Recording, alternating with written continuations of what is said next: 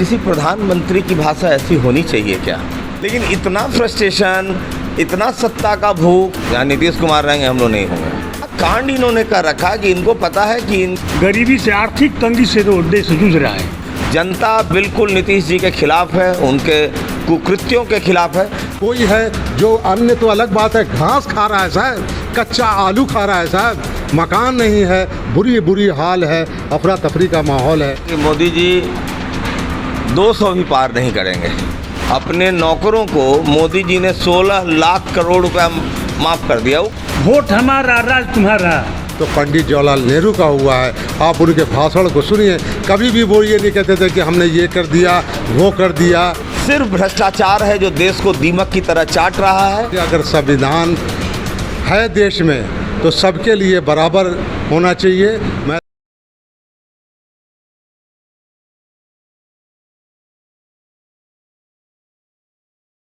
नमस्कार, मेरा नाम है आसिफ और आप देख रहे हैं डायनेमिक भारत न्यूज़। अब इस समय हम पटना के सड़कों पर हैं और पटना के सड़कों के पर ये हाईवे के किनारे एक होटल है, वहाँ पर पहुँचे हुए। यहाँ पर कांग्रेस की पूरी मंडली जुटी हुई है।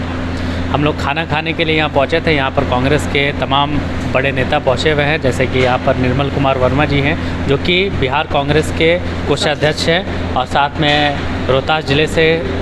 रोहतास जिला अध्यक्ष कन्हैया कुमार जी हैं, साथ में रोहतास जिला के उपाध्यक्ष डॉक्टर जावेद अख्तर साहब हैं, और साथ में बिहार सहकारिता महासचिव दीनानाथ सिंह जी हैं। तो आइए हम सभी से बारी बारी से बात करते हैं। नदीम अंसारी जी हैं जो भी कांग्रेस के वरिष्ठ नेता हैं। हम सभी से बात करेंगे और जानने का प्रयास करेंगे इस बार का जो 6 चरणों का मतदान हो गया उसका रुझान, एग्जिट पोल क्या जा रहा है, क्या लग रहा है, सरकार बनेगी कि नहीं बनेगी। आज पटना में राहुल गांधी जी का कार्यक्रम था, सभा को संबोधित किया उन्होंने, वहाँ पर काफ़ी ज़्यादा भीड़ भी देखने को मिली। आइए हम बारी बारी से जानने का प्रयास करते हैं। स्वागत है सर चैनल पर आप। धन्यवाद। क्या लगता है आपको, मोदी जी का ये जो 400 पार का नारा है वो हो जाएगा या फिर अनसक्सेसफुल हो जाएगा 400 पार? इसमें लगने का तो कुछ है नहीं। मोदी जी को पहले से पता था कि मोदी जी 200 भी पार नहीं करेंगे। तो वो तो चूँकि फटकेबाज हैं तो चाहते हैं कि देश को गुमराह करना फिर एक बार चाह रहे थे। लेकिन इस बार कोई पार्टी उनके खिलाफ चुनाव नहीं लड़ रही थी, देश की जनता चुनाव लड़ रही है। देश की जनता के सामने तो किसी का ढोंग नहीं न चलेगा। तो इसलिए मोदी जी 400 तो छोड़ दीजिए, मोदी जी अब तो 150 भी पार कर जाएं तो बहुत बड़ी बात होगी। ये 2 दिन पहले सासाराम के सुअरा हवाई अड्डा पहुँचे थे प्रधानमंत्री जी। वहाँ पर उन्होंने कहा कि कांग्रेस पार्टी जो है तो मुजरा करने वाली पार्टी। ये उनका संस्कार है। प्रधानमंत्री चाहे किसी पार्टी के इनके पहले होते थे तो हम लोग अपना गार्जियन उनको समझते थे। इन्होंने शर्मसार कर दिया उस पद को भी। किसी प्रधानमंत्री की भाषा ऐसी होनी चाहिए क्या? हाँ ठीक है, आप हार रहे हैं, बढ़िया काम कीजिएगा विपक्ष में बैठ करके, फिर हो सकता है लोग आपको ले आए। लेकिन इतना फ्रस्ट्रेशन, इतना सत्ता का भूख, और चूँकि इतना कांड इन्होंने कर रखा कि इनको पता है कि इनके जो सत्ता पर से हटने के बाद के जो रास्ते हैं वो सुगम नहीं होंगे। इनको बहुत तरह का कॉम्प्लिकेशन फेस करना पड़ेगा और बहुत तरह की कानूनी प्रक्रियाओं से इनको गुजरना पड़ेगा। तो इसीलिए एकदम फ्रस्ट्रेटेड है और कुछ भी बोल रहे हैं। जैसे बिहार में नीतीश जी कैसे कुछ भी बोल देते हैं, मतलब उनकी बात आप सुनेंगे तो खुद ही शर्मसार हो जाएंगे। वैसे ही मोदी जी भी बस उन्हीं के नक्शे कदम पर चल रहे हैं। जैसे नीतीश जी बिल्कुल ही पिक्चर से साफ हो गए, अब कहीं आपको दिखाई पड़ रहा है? नहीं न पड़ रहे हैं। वैसे ही मोदी जी भी बिल्कुल पिक्चर से साफ हो गए। इस बार देश की जनता जीतेगी, मोदी जी हारेंगे और इंडिया गठबंधन का जो सरकार है वो 350 प्लस सीटों के साथ बनेगी। अच्छा, आपने नीतीश जी का नाम लिया तो एक प्रश्न मेरे दिमाग में आ गया। अभी फिर से लगातार खबरें चल रही हैं कि फिर से चुनाव के बाद नीतीश कुमार जी महागठबंधन में शामिल होंगे। इस पर आपकी क्या प्रतिक्रिया है? हम लोग नहीं सब उस गठबंधन में शामिल होंगे। जहाँ नीतीश कुमार रहेंगे हम लोग नहीं होंगे। जिस आदमी का बात का ठिकाना नहीं, उसका किसी चीज़ का ठिकाना नहीं है। तेजस्वी जी तो बोलते हैं कि अगर आना चाहे तो आ सकते जी हैं। ले सकते हैं, तेजस्वी जी की अपनी पार्टी है, वो पार्टी के कर्ता धर्ता हैं, वो ले सकते हैं। कांग्रेस पार्टी कैसे लगी जिस धोखेबाजों से कांग्रेस पार्टी? राहुल गांधी जी से किसी ने प्रश्न किया था कि ज्योतिरादित्य सिंधिया जी को फिर लेंगे क्या? उन्होंने कहा कि गद्दारों के लिए कोई जगह नहीं है। तो जो गद्दारी कर दे, एक बार तो उनको माफ़ कर दिया गया, अब दोबारा नहीं। अगर राजद लेने के लिए तैयार होती है, कांग्रेस राजी नहीं होती, तो महागठबंधन टूट जाएगा क्या? कभी कोई महागठबंधन से क्या लेना देना है? ऐसा थोड़े ही उनको अगर सरकार में शामिल होना हो, सरकार में शामिल हो सकते हैं, हम लोग नहीं होंगे शामिल। ये उचित नहीं होगा। जनता बिल्कुल नीतीश जी के खिलाफ है, उनके कुकृत्यों के खिलाफ है। हम जन भावना के खिलाफ कोई काम कांग्रेस पार्टी नहीं करती है, हम लोग नहीं करेंगे। भाजपा लगातार बोल रही है जो 8,500 महिलाओं को देने की बात है, तो राहुल गांधी जी लाएंगे कहाँ से वो पैसा? ये तो राहुल गांधी जी का सोचना है ना। इसके लिए उनको पेट में दर्द क्यों हो रहा है कि कहाँ से लाएंगे? अपने नौकरों को मोदी जी ने 16 लाख करोड़ रुपया माफ़ कर दिया, वो कहाँ से लाए थे? तो वो 16 लाख करोड़ रुपया दे दें, हम 6 लाख करोड़ भी अपने पूरे देश को ना बांटे, ये कौन सा इंसाफ है? ऐसा नहीं होगा। पूरा देखिए, हमारे देश में पैसे की कोई कमी नहीं है, सिर्फ भ्रष्टाचार है जो देश को दीमक की तरह चाट रहा है। अगर सरकार जो 2024 में 4 जून के बाद बनने जा रही है इंडिया गठबंधन की, उसने निर्णय लिया है, हमारे सम्मान्य नेता राहुल जी ने निर्णय लिया कि 8,500 महिलाओं के खाते में देंगे, और वो भी खट देंगे। तो इनको पेट में दर्द क्यों हो रहा है भाई? आप नहीं चाहते हैं? आप क्या चाहते हैं कि कोविड में जैसे पूरे देश को मार दिया वैसे ही मार दें, भूखे मार दें? एक महिला को 8,500 मिलेगा, वो परिवार कभी भूखे नहीं मरेगा। तो राहुल जी की सोच जो है ना, वो कन्याकुमारी से जब कश्मीर तक गए और मणिपुर से जब मुंबई तक गए, तो लोगों से जो मिले और सबसे मिलने के बाद जो ज़रूरत समझ में आई, उसके हिसाब से उन्होंने गारंटी कार्ड इशू किया है। और ये राहुल की गारंटी है, ये ब्रह्मा का लकीर है, मिटने वाला नहीं है। ये मोदी जैसे जुमलेबाज की गारंटी नहीं है। एक आखिरी सवाल, बिहार में कितनी सीटें और केंद्र में कितनी सीटें लाएगी महागठबंधन? देखिए, बिहार में हम लोग 30 के आसपास सीट जीत जाएंगे, कम से कम, मैंने कम से कम कह रहे हैं, ठीक है ना, कम से कम। केंद्र में ये बिहार में और उत्तर प्रदेश में इंडिया गठबंधन की सुनामी आ गई है। इसमें मोदी कहीं नहीं दिखाई पड़ेंगे, साफ हो जाएंगे बिल्कुल। और केंद्र में इंडिया गठबंधन 350 प्लस सीटों के साथ 4 जून के बाद सरकार बनाने जा रही है। देखिए, यहाँ पर रोहतास जिला कांग्रेस अध्यक्ष भी, हम उनसे भी बात करेंगे। क्या लगता है आपको, 30 सीट ले आएगी कांग्रेस बिहार में? देखिए, प्रधानमंत्री जी 2014 में चुनाव लड़े थे और पूरे देश में घूम करके किसानों से, गरीबों से, छात्रों, नौजवानों से वायदा किए थे और एक भी वायदा नहीं पूरा किए। आज देश गरीब से गरीब जनता त्रस्त हो गई है, किसान त्रस्त हैं और जनता इन्हें माफ़ नहीं करेगी। इनको देश से सफाया करने जा रही है। और आज देख रहे हैं कि हर घर में गरीबी से, आर्थिक तंगी से तो देश जूझ रहा है।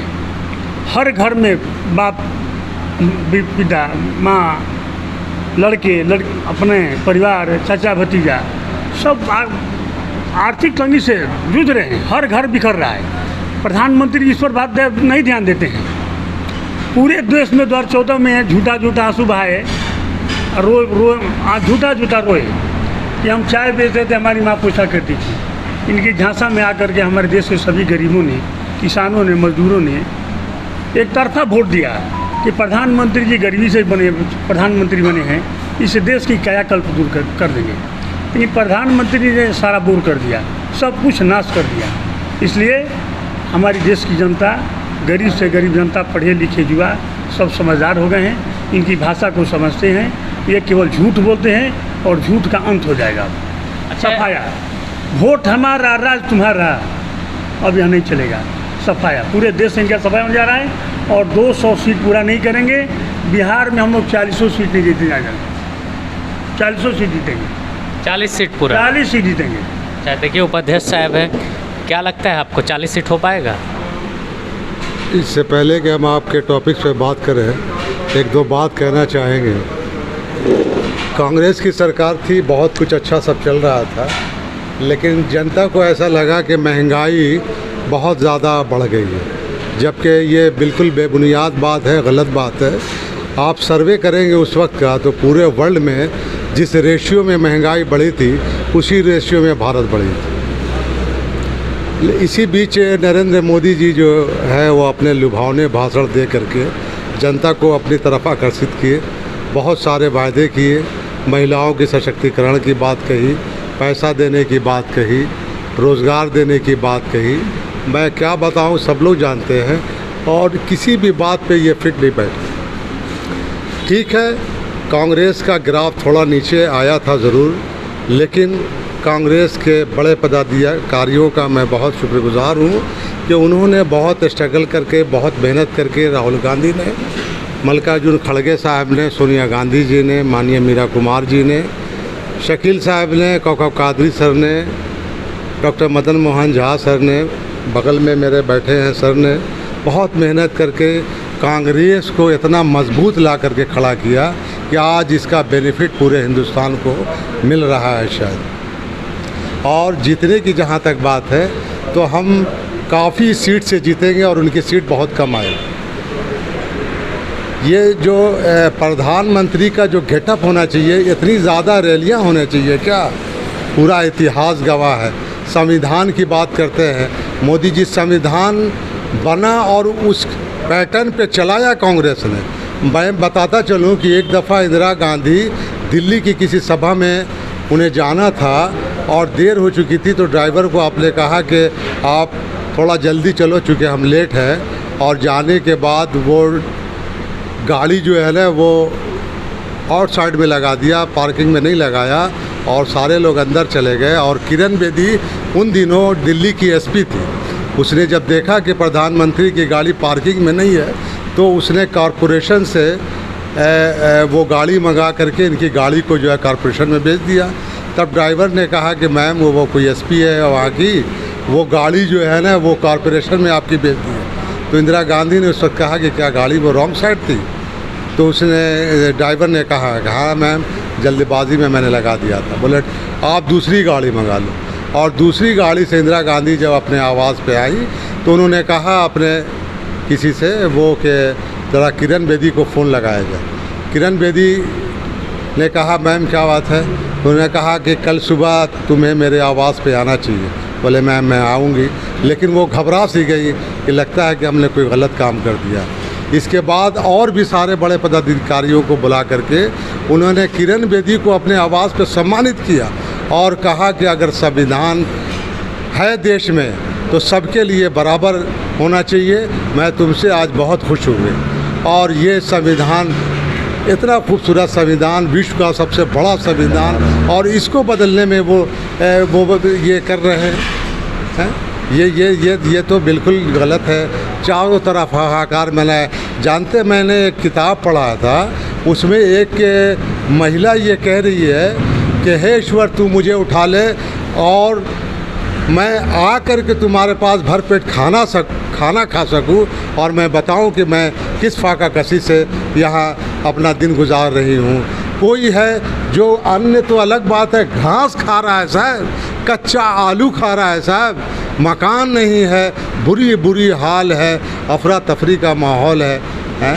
ऐसे में तो आज मैं बहुत दोबारा फिर से अपने तमाम बड़े पदाधिकारियों को मैं सैल्यूट करता हूँ कि उन्होंने इतना अच्छा कांग्रेस को बना करके पूरे हिंदुस्तान को दिया है, जिसका फ़ायदा तमाम कैंडिडेट आज ले रहे हैं। और इंशाअल्लाह पूरे बहुमत से जो है हम देश में सरकार बनाएंगे और लोगों को फ़ायदा पहुंचाने का काम करेंगे।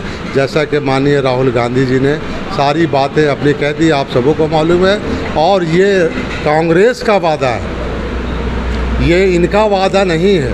और लोग ऐसा कहने में वो कहते हैं हमसे कि बहुत अच्छा भाषण देते हैं नरेंद्र मोदी। मैं बिल्कुल इस बात से तैयार नहीं।